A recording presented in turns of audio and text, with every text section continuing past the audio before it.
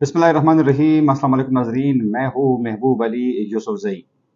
नाजरीन, सियासत का गेम एक बड़ा जालिमाना गेम है। एक ऐसा गेम कि जिसमें वफा का तस्वुर नहीं है, एक ऐसा गेम कि जिसमें दोस्ती का तस्वुर नहीं है, और एक ऐसा गेम कि जहाँ पर आप अपने और पराई को, अपने और दुश्मन को नहीं पहचान सकते। नाजरीन, जिस तरह आपको भी पता है कि इस मुल्क में जो इस वक्त जितनी भी सियासी पार्टियां हैं, तो उसमें ऐसे लोग मौजूद हैं जो कि आज किसी एक पार्टी में होते हैं तो कल किसी दूसरी पार्टी में चले जाते हैं। यूँ तो नजरिए की बात होती है, नजरिए के हवाले से लोग बड़े बड़े दावे भी करते हैं, लेकिन हकीकत यह है कि सियासत जो है वो मफादात का खेल है। जहाँ पर जिस भी सियासी नुमाइंदे की मफादात होती है,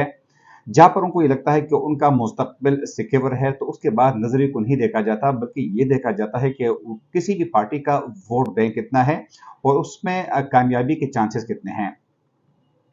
लेकिन 2018 के इलेक्शन के फौरन बाद जब खैबर पख्तूनख्वा में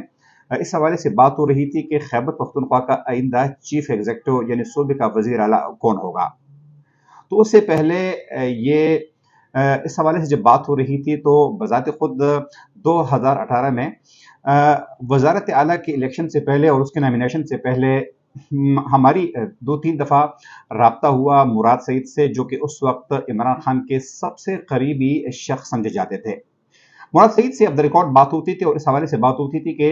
इस सूबे का वजीर आला कौन होगा। ऐलान से तकरीबन 2 रोज़ कबल जब मुराद सईद ने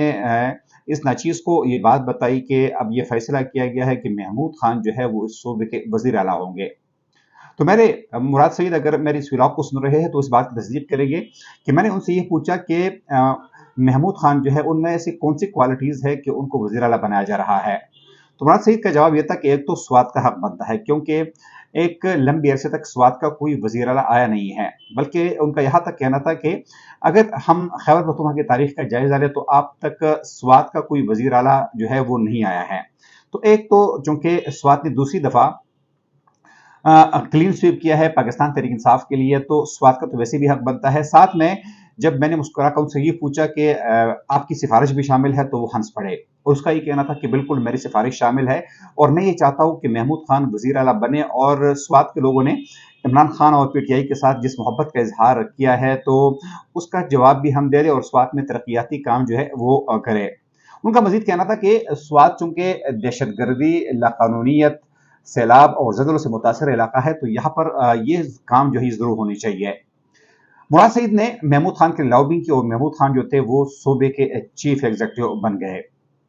लेकिन जिस तरह हमने पहले कहा कि सियासत बड़ी जालिम चीज होती है, यहाँ पर मफादात होते हैं, यहाँ पर अमीर जो है अमीरों के साथ ताल्लुकात जरूर रखते हैं, लेकिन अगर कोई गरीब सियासतदान अपने बलबूते पर किसी मकाम तक पहुंचते हैं तो उस मकाम पर पहुंचने के बावजूद भी उनके खिलाफ बातें की जाती है और उनको अपने से कमतर समझा जाता है।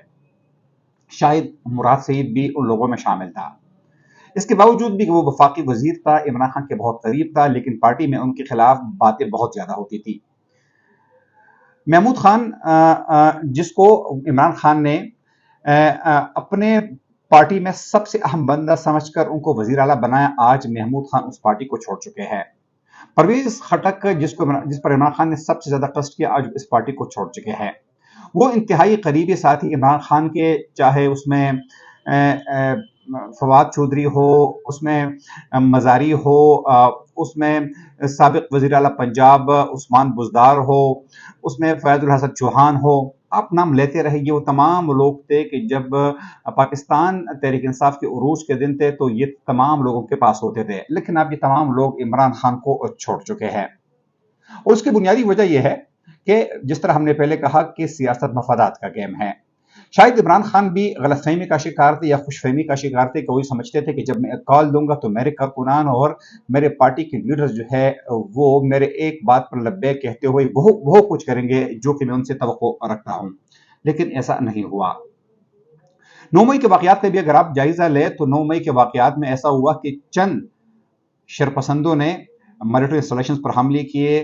रियासती जो इदारे थे उन पर हमले किए, अमलाक को नुकसान पहुंचाया। लेकिन उसके बाद जब 2-3 दिन के बाद रियासती रेड कायम हुई और रियासत ने बाकायदा उन लोगों के खिलाफ कार्रवाई शुरू की, तो उसके बाद ये लोग गायब होना शुरू हो गए। اور آج آپ تصور کریں کہ جب خود عمران خان عدالتوں میں پیش ہوتے ہیں تو ان کے ساتھ وہ جو ہزاروں لوگ آتے تھے، تو اب ان کے ساتھ درجنوں لوگ بھی نہیں ہوتے، ان کے شاید درجن بھر لوگ بھی نہیں ہوتے۔ اس لیے ہم کہتے ہیں کہ سیاست جو ہے یہ مفادات کا گیم ہے۔ اس وقت صورتحال یہ ہے کہ عمران خان جن پر تکیہ کر کے بیٹھ گئے تھے، جو بڑے بڑے خان خوانین تھے، جو بڑے بڑے چودھری تھے، جو بڑے بڑے وڈیرے تھے، وہ تمام کے تمام عمران خان کو چھوڑ چکے ہیں۔ آج عمران خان کے ساتھی شاید وہ لوگ ہیں کہ جن کے بارے میں یہ سمجھا جاتا تھا کہ یہ پارٹی چھوڑ جائیں گے۔ عام طور پر ایوریج لوگ جو ہے اس وقت عمران خان کے ساتھ ہے، جو کہ شاید پارٹی میں بڑے بڑے لیڈرز نہیں تھے۔ سوات سے اگر آپ سوات کے میئر شاہد علی خان کا نام لے، فضل حکیم خان یوسفزئی کا نام لے، اس صوبے میں شہریار افریدی کا نام لے، علی محمد خان کا نام لے، تو شاید ان کو دوسرے درجے کی لیڈرشپ کہا جاتا تھا۔ لیکن یہ تمام لوگ عمران خان کے ساتھ تو آج بھی موجود ہے، لیکن جن پر وہ تکیہ کرتے تھے، جن پر وہ اعتماد کیا کرتے تھے، وہ علی زیدی تھے، وہ عمران اسماعیل تھے، وہ اسد عمر تھے، وہ جو بھی تھے، یہ تمام کے تمام لوگ آج عمران خان کو چھوڑ چکے ہیں۔ اور اس لیے ہم یہی بار بار کہتے ہیں کہ سیاست جو ہے یہ مفادات کا گیم ہے۔ ناظرین، اگر آپ پاکستانی سیاست پر غور کریں تو عام طور پر سیاستدانوں کے بارے میں عوام کی رائے جو ہے اتنے پازیٹیو نہیں ہوتی، وہ کہ یہ پازیٹیو ہونی چاہیے۔ اس وقت بھی دنیا میں جو بہترین نظام ہے، جو بہترین طرز حکومت ہے، وہ جمہوریت ہے، کیونکہ جمہوریت وہ نظام ہوتا ہے کہ جس میں عام شہری جو ہے وہ اپنے بندوں کو منتخب کرتے ہیں، پھر یہی لوگ ایوانوں میں چلے جاتے ہیں، پھر یہی لوگ ریاست پر حکومت کرتے ہیں اور اس کے ساتھ وہ قانون سازی بھی کرتے ہیں۔ لیکن بدقسمتی سے ہم ایسے لوگوں کو اسمبلی میں بیچتے ہیں کہ یہ جو یا تو خان اور وڈیرے ہوتے ہیں، یا تو چودھری ہوتے ہیں، یا ایسے لوگوں کو ہم بیچتے ہیں کہ ان کو عام غریب لوگوں کو احساسات، ان کی فیلنگز، ان کی مجبوریاں، یہ سب کچھ نظر نہیں آتا۔ تو اس لیے ہم یہی کہتے ہیں کہ سیاست جو ہے یہ مفادات کا کھیل ہے۔ بدقسمتی سے عمران خان شاید یہ سمجھ بیٹھے تھے کہ پاکستانی قوم جو ہے وہ ترکی کی طرح نکل آئیں گے، اور شاید وہ اپنے آپ کو طیب اردگان جو ہے وہ سمجھ بیٹھے تھے۔ لیکن نہ عمران خان طیب اردگان ثابت ہو گئے اور نہ یہاں کی عوام جو ہے وہ ترکی کی عوام ثابت ہوئی۔ ناظرین، سب سے اہم بات یہ ہے کہ آپ کسی ملک کے کسی ادارے پر تنقید ضرور کر سکتے ہیں، آپ ججز پر تنقید کر سکتے ہیں، آپ ملٹری پر تنقید کر سکتے ہیں، لیکن یاد رکھیں کہ اپنے اداروں پر حملہ کرنا، دشمن کے سامنے ان کی تضحیق کرنا اور ان کی اس طرح کے خلاف باتیں کرنا کہ آپ کی ریاست، آپ کا اسٹیٹ جو ہے وہ کمزور ہو جائے، یہ دنیا کے کسی ملک میں نہیں ہوتا۔ آپ یورپ کے کسی ملک میں چلے جائے، آپ امریکہ چلے جائے، آپ مڈل ایسٹ چلے جائے، آپ چائنا چلے جائے، آپ کوریا چلے جائے، دنیا کے کسی بھی ملک میں آپ چلے جائے تو اپنے اداروں پر اس طرح حملے نہیں ہوتے جس طرح یہاں پر کی جاتے ہیں، یا بدقسمتی سے جو ہوئے ہیں۔ لیکن ظاہری بات ہے کہ ریاست جو ہے وہ ریاست ہوتی ہے، اور ریاست سے ایک جنگ ممکن نہیں ہوتی۔ ہاں، ایک پرامن جدوجہد جو ہے وہ ضرور کرنی چاہیے، اپنی حقوق کی آواز ضرور اٹھانی چاہیے۔ کسی بھی ملک میں مظلوم اقوام اگر اپنے حقوق کی آواز اٹھاتی ہے تو اس کو ضرور انکریج کرنا چاہیے، لیکن بغاوت، ریاست کے خلاف بغاوت، ملک کو تقسیم کرنا، یہ کسی بھی صورت، کسی بھی دنیا میں قابل قبول نہیں ہوتا۔ اس لیے پاکستان میں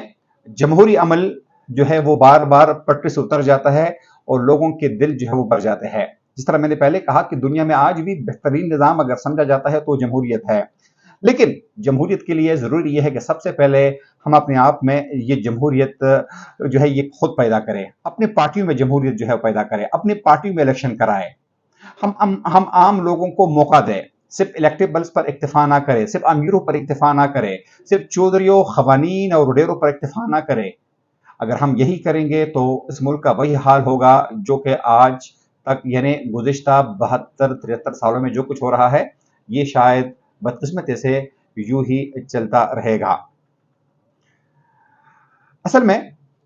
ہندوستان کی اگر ہم مثال لے لیں، دنیا کی شاید سب سے بڑی جمہوریت جو ہے وہ ہندوستان کو سمجھا جاتا ہے، لیکن آپ یقین کریں کہ ہندوستان میں جو اصل جمہوریت ہے وہ یہ ہے کہ جمہوری ادارے اپنا کام کرتے ہیں، اسٹیبلشمنٹ اپنا کام کرتی ہے، دیگر ادارے اپنا کام کرتے ہیں، لیکن کوئی ادارہ کسی دوسرے ادارے میں مداخلت نہیں کرتا۔ بدقسمتی سے پاکستان میں ہر آدمی یہی سوچتا ہے کہ میں اپنا کام تو نہ کروں، لیکن دوسرے لوگوں کے کام میں ٹانگ اڑانا جو ہے یہ سب لوگ ضروری سمجھتے ہیں، اور یہی میں سمجھتا ہوں کہ اس ملک کی زوال کی وجوہات ہے۔ جب تک ہر ادارہ اپنے حد تک، اپنے مفاد تک، اپنے ڈومین تک کام نہیں کرے گا اور دوسرے اداروں کے مفاد میں جو ٹانگ اڑانا ہے اس سے اجتناب نہیں کرے گا تو یقین کرے یہ ملک کبھی ترقی نہیں کر سکتا۔ اگلے پروگرام تک اپنے ویزان محبوب علی سوزے کو اجازت دیجیے۔ اللہ حافظ۔